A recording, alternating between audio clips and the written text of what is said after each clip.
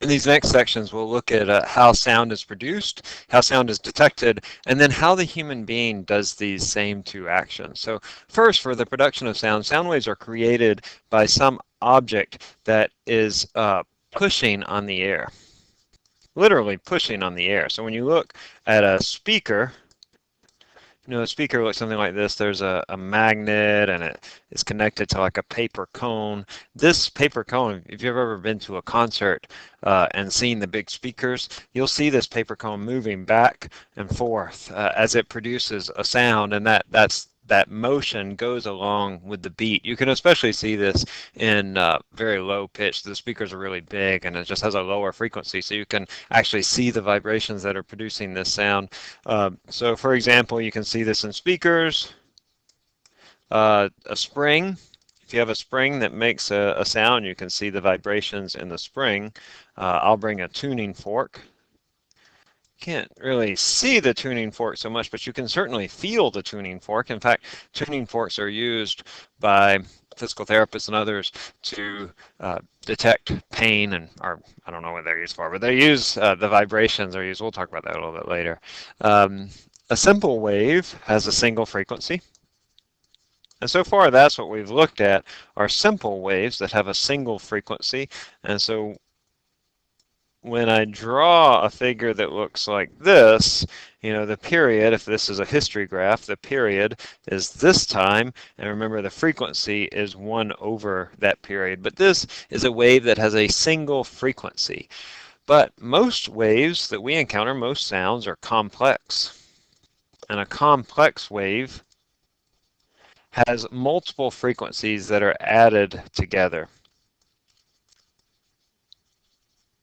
So we've already seen this in one case where we have multiple waves. So we saw this with interference, that if I add two waves that are in phase, where the peaks and the troughs line up, or the peaks and the peaks, and then the troughs and the troughs line up, that when I do that, I get a wave with a bigger amplitude. And then also with destructive interference, when I have waves that are added up like this, then that creates a situation where I have no energy left in that wave.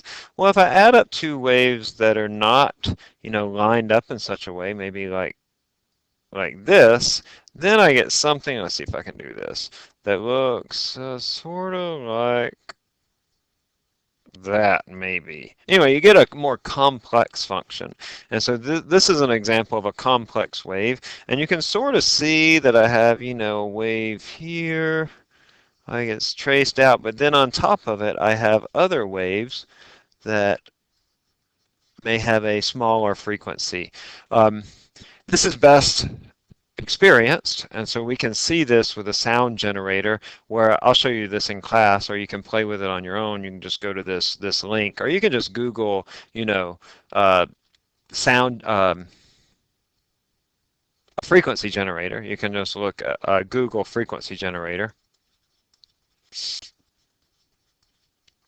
and download particular ones. And what you want to do is create sounds of different frequencies that play through your speakers. Now your speakers are limited in the type of sounds that it can produce, but nonetheless, you can create sounds with, say, I don't know, 100 hertz and 120 hertz.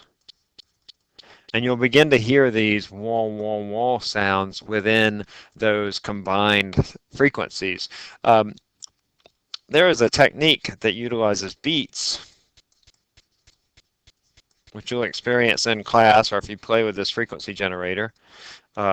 Beats, when I add up two frequencies, they will produce a sound that has a separate frequency all its own. So let's say that I have a frequency F2 and a frequency F1. Say if I'm adding not 100 and 120 hertz, but instead I have 100 and 101 hertz, then that means that the frequency of the beat by this equation for the beats is going to be, the difference in those are 1 hertz. Notice here that I have the absolute value, so you don't have a negative frequency. That doesn't really have any meaning.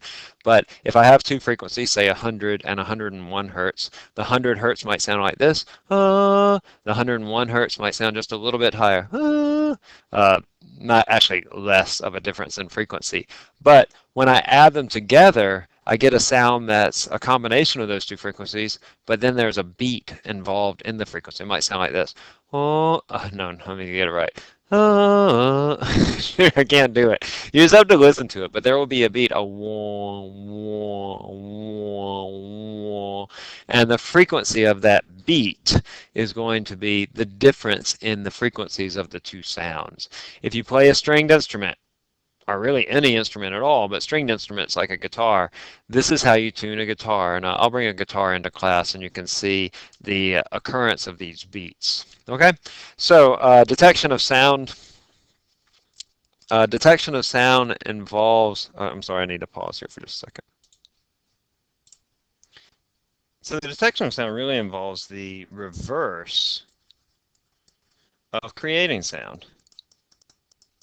So when I was creating sound up here with my speaker, the speaker moved back and forth, and then it created these condensations and rarefactions in the air that propagated outwards. Now, instead, I now have these pressure waves that are coming in, and they're going to cause the diaphragm, the paper cone in the speaker, to move back and forth. So really, a microphone is really just a type of speaker, and vice versa, that a speaker is a type of microphone. In fact, if you've ever had one of those little bitty microphones and you plug it into the wrong jack where you actually have sound coming out, you'll hear a little bit of sound. You won't hear it very well because it's not designed to actually create sound efficiently or effectively that you can hear. But a microphone really is just a speaker, but in reverse. So this is a device that measures the frequency and amplitude of the pressure variations in a medium.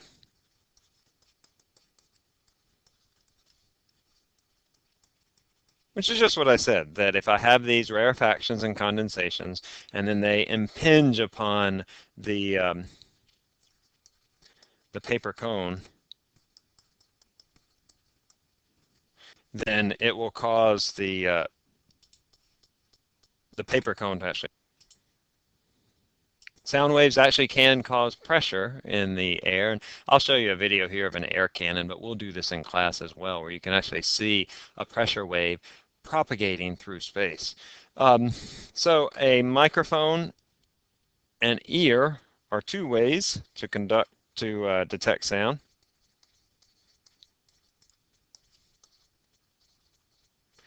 Both consist of a diaphragm. I have a diaphragm that's right here that vibrates when sound strikes it.